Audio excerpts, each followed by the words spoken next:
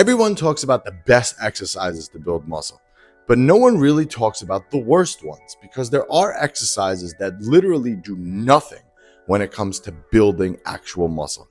These exercises, I've been training for over 20 years, and these exercises have done diddly squat for me. And I'm going to explain each one, and I'll also give you an alternative to it, and I'll explain why. Push-ups. Now listen, I'm going to get a lot of flack for this because I did last time I made a video about this.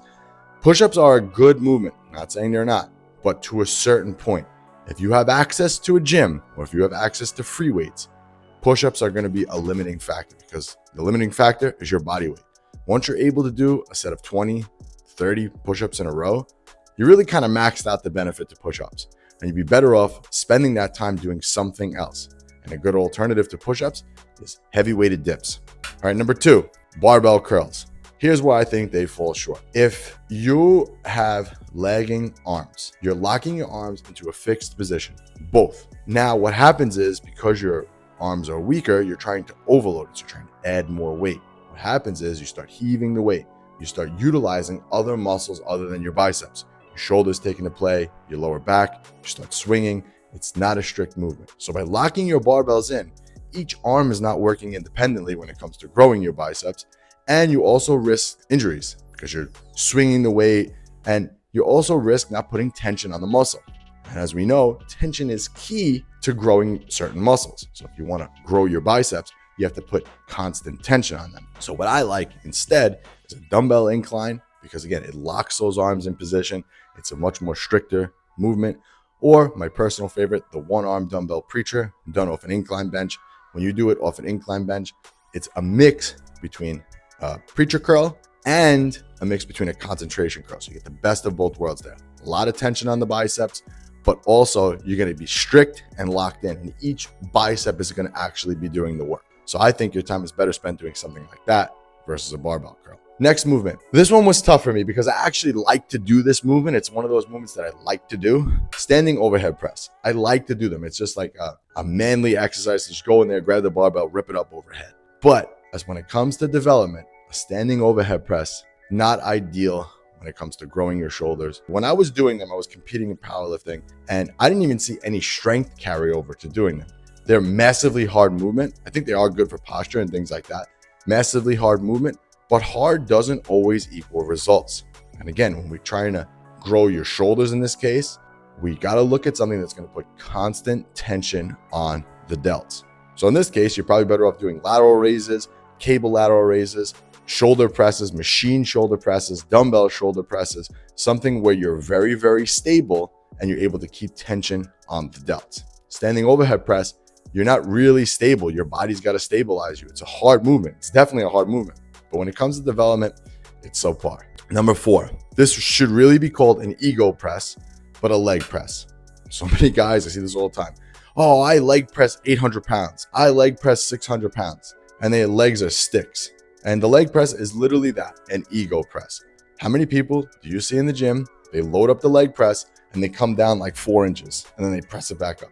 It's ridiculous. It's a waste. When it comes to growing your quads, skip doing the leg press. There is no reason for it. I have pretty big quads and I've done leg presses in the past. And when I would do them, just naturally, when I was younger, I would do leg press all the time because you had to do them. And I was like, this movement's stupid. I'm not getting anything out of this. My quads burn way more when I do hack squats, or I get way more strength when I do barbell squats. So instead of doing the leg press, focus instead on hack squats. It's going to put more tension on the quads, and it's a lot more of a stricter movement. Again, like I told you, the key here to building muscle, tension on the muscle. Don't just move weight from point A to point B. You're not a weightlifter. You're a bodybuilder. You're someone who's looking to gain muscle. And the leg press is just an ego lift. You want to avoid it. Next movement, number 5, seal rows.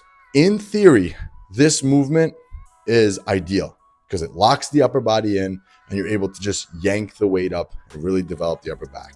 But there's something about this movement. When it comes to development, it's just subpar to everything else.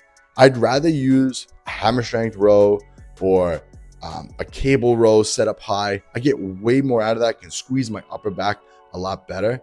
When I do a seal row, I'm really limited to how much weight I can move, which you might think might be a good thing in this case. But because I'm severely limited to how much weight I can use because it's a lot harder, the development is just not there.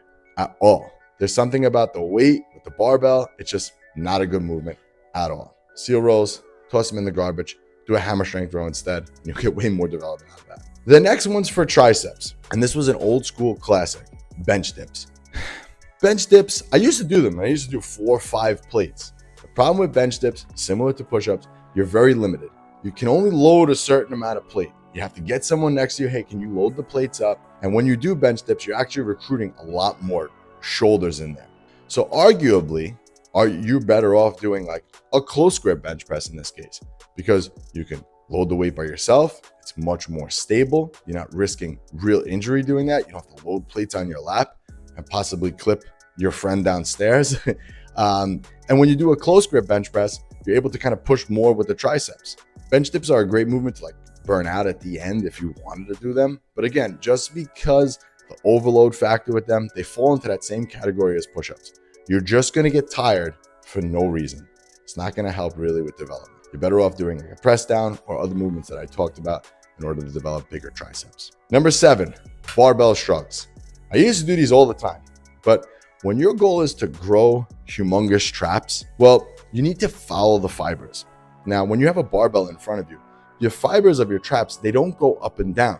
They go more from your shoulder joint all the way to your neck. So they kind of go sideways. So in order to actually hit those fibers effectively, you need to be in a neutral position. Problem is, you're limited by dumbbells because you can only hold a certain amount.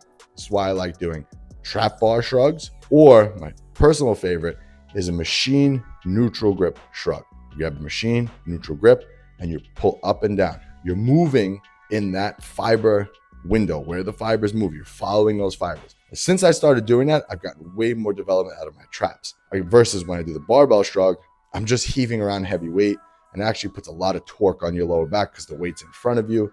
And again, like I said, because traps respond to heavy weight, you have to really load up. And again, you're just risking your lower back. Like I just talked about, tension on the muscles king. So instead of doing a barbell shrug, think about doing something neutral. And number 8, now this one, in theory, should really work. And this one has benefits. It's really good for your posture. And if you're someone who sits in front of a computer all day, I definitely recommend doing this. It's probably a good warm-up movement. But as far as muscle development goes, throw this one in the garbage too. Face pulls. Now, in theory, when you do a face pull, it's supposed to be very similar to a back double bicep. So every time you're doing it, you're squeezing and you're flexing in that position. Problem is, nothing actually gets hit when you do that. I think, again, it's one of those things to a certain point. Once you develop muscles to a certain strength level, there's no carryover here for face pulls. So instead, you're better off breaking up that area and doing a cable rear delt pull apart. I like those a lot. You sit down in an incline, grab the cables and rip them apart. That really hits the rear delt, middle trap, rhomboid area way better than a face pull does. Like I said, in theory, when you think about it, face pull makes sense. Hey, my upper back is lagging, I'll just do these. But it falls short. When you're using that rope, you can't use enough weight, so the overload's really not there. You have to pause and hold it to get a really good squeeze. It's just not ideal for building muscle. Like I said, I think it's a great movement. I think it's a great movement for like warming up and overall postural development. But when it comes to putting on muscle, toss that one in the garbage. Instead, do, like I said, a cable rear delt fly. It's going to go way, you're going to get way more out of that than you would a face pull. Guys, I've been doing this for over 20 years and I made a lot of mistakes. So I want to give back to you. So all you got to do is click that link below. I have a free 6-week training program that I want to give you.